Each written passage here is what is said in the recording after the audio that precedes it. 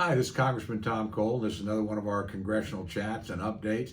Obviously, I'm shooting from my district office right now because the House of Representatives is actually not in session this week, but it doesn't mean it's not at work. It's actually really busy right now. A lot of individual committees are meeting, preparing legislation for the late June, July timeframe, and some of it is of great national significance.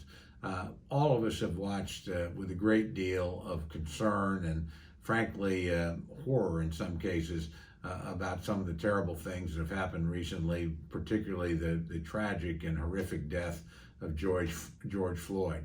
And there's a serious effort underway in Congress by both parties to try and formulate an appropriate federal response. My Democratic colleagues introduced a bill with, frankly, no Republican input. But it's a serious piece of legislation. It's gone before the Judiciary Committee to be what in Congress is called marked up, that is, amendments considered, discussion, what have you. And I think we'll be dealing with that in the Rules Committee next week when I'm back in Washington, D.C. My Republican colleagues have also offered their own bill. This is essentially the bill put together by Senator Tim Scott from South Carolina, former colleague of mine in the House of Representatives, frankly, a personal friend and somebody I regard very highly. Obviously, the most high-profile African American in the Republican Party, but somebody's been dealing with these kinds of issues forthrightly and capably throughout his congressional career. And I'm very proud to have joined the House version of the bill that he will be putting forward.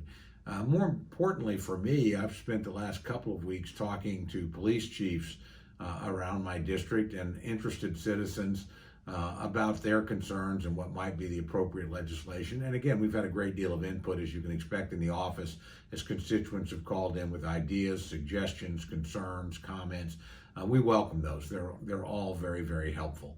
I think that there's a good chance that we can actually get good legislation. Now, the two bills will start out as a Republican bill coming out of the United States Senate with a Republican companion bill in the House that may be discussed but is unlikely to be passed in a Democratic House. Then we'll see, we'll also see the Democratic bill certainly being passed out, probably largely along party lines, but not exclusively. Same thing, by the way, in the Senate. If they get the votes to pass it out, they'll have to have some Democratic votes because in the Senate you have to get to 60, not a simple majority. But regardless, you look at those two things and you look at the president's executive order on police reform that was issued, which obviously the president can't legislate, but there's some things he can do through the executive branch. I consider all this helpful. Look, this is a painful discussion, but it's an important discussion for us to have as a country. And it's a discussion, obviously, that's framed in tragedy in the case of Mr. Floyd and others who've been the victim of injustice within the justice system. So reform is in order. There'll be serious discussions about what it should be, but there's certainly some things that I think the two sides can find common ground on, and I'm hopeful that we don't allow the politics and passions of the moment and of an election year to keep us from actually advancing serious legislation. Of course, we'll be doing other things too. In the month of July, I would expect there'll be serious negotiations over another coronavirus bill. Democrats have already put forward their suggestions in the form of the HEROES Act, which passed the House, although it only had a single Republican vote and actually 15 Democrats voted against it. So it's a very partisan approach, but again, there's certainly some things in it that I could be supportive of. You'll see, I think, Republicans had argued, let's take a little more time and see how what we've done has worked so far. I think that's actually been a good thing.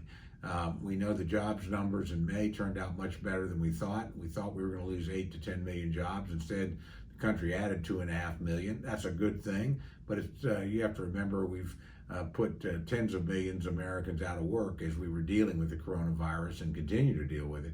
So 2.5 million is good, but it's only a start. So there certainly need to be more things done, both to help Americans that are currently in difficult circumstances and to restart the economy so that people can get back to work in a manner that's safe.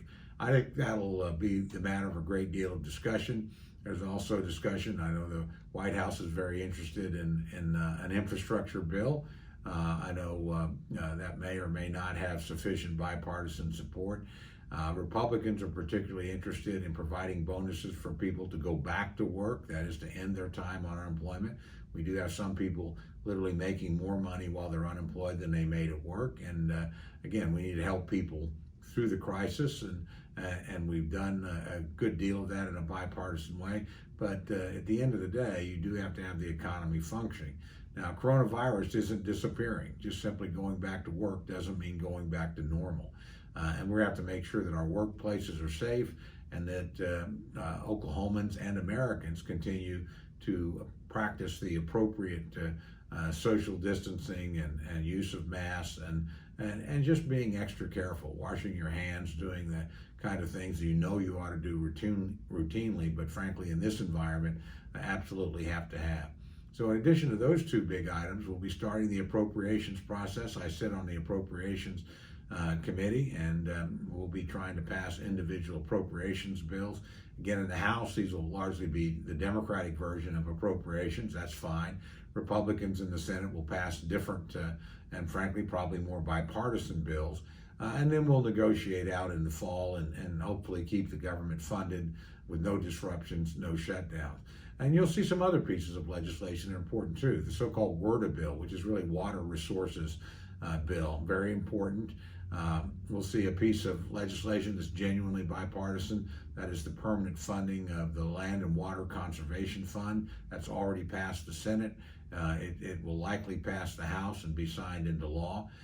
So we'll also see the first versions in both the House and the Senate of the National Defense Authorization Act. That's awfully critical in a state like Oklahoma that has multiple military facilities, including the two largest in the 4th District, and that's Tinker Air Force, the largest air depot in the world, and Fort Sill Army Post, which is the home of the field artillery and now air defense artillery as well. So Oklahoma has a big stake in any matters related to defense.